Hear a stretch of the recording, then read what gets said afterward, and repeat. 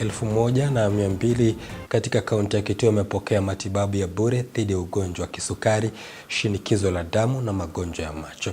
Akizungumza wakati wa kambi hiyo iliyofanyika katika eneo la Moi, eneo bunge la Mwingi ya Kati, Daktari Robinson Katana amebaini kuwa kuna ongezeko la magonjwa eneo hilo kama vile shinikizo la damu, ugonjwa wa kisukari, huku baadhi ya waliotambulika kuwa na magonjwa ya macho wakipewa rufaa ili kupata matibabu zaidi. Mwanahabari wetu James Mwangi na makala maalum ya Undugu Afya.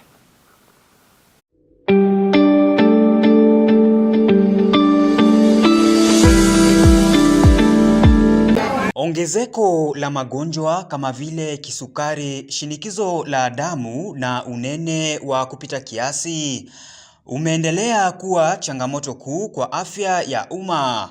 Ukosefu wa lishe bora na mazoezi ya mara kwa mara ukiendelea kuiweka jamii katika hatari ya kuathirika.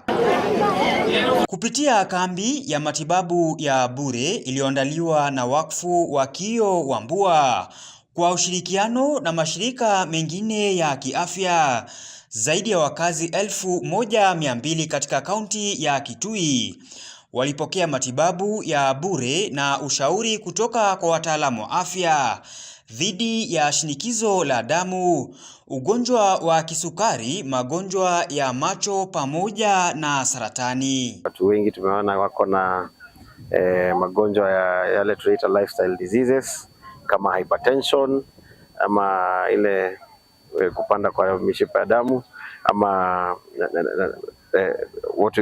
ile ya kawaida tunaitanga pressure, na pia tumepata diabetes. Pia tumepata wagonjwa wengi ambao wako na shida ya macho ya cataracts, na wale wagonjwa wale tunaweza tibu macho, tumewapatia dawa, tulikuwa na dawa, na kuna wale ambao lazima tufanye surgery ama upasuaji ya macho kupitia kwa wafadhili wetu. Kulingana na Daktari Robinson Katana, wengi wa wananchi huendelea na maisha yao ya kila siku bila kujua hali yao ya kiafya, hali inayoendelea kuhatarisha maisha na kulemaza juhudi za kukabiliana na magonjwa hasa yanayosababishwa na mitindo ya kimaisha. Nashukuru kwa sababu tumepata wale tunaitanga kwa kimombo newly diagnosed diabetes na newly diagnosed hypertensive patients, na hiyo ni kijambo nzuri kwa sababu hao watu walikuwa wanaishi kwa ya maisha ya kawaida, lakini hawakuwa wanajua wana haya magonjwa. Seneta wa Kitui Enoch Kio Wambua amesisitiza umuhimu wa kambi za matibabu ya bure kwa kuimarisha afya ya umma, huku baadhi ya wakazi eneo hilo wakitoa wito kwa mashirika ya afya kuandaa kambi za mara kwa mara ili kuwasaidia wananchi wa kawaida. Watoto wadogo wale ambao wako na deformed limbs wakikuja hapa wanafanywa ukaguzi, wakifanywa ukaguzi wanapewa referral, wanaenda Kijabe Mission Hospital. Huko ndio wanaenda wanafanyiwa corrective surgery for free.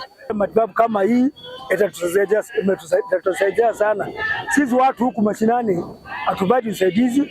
Unaenda hospitali unaambiwa hakuna dawa, naenda ukanunue dawa zote ziko mingi. Sasa zingine inakuwa ni shida sana. So wale wengine wakifanya kama hii tutakuwa tumesaidika sana. James Mwangi, makala ya Undugu Afya.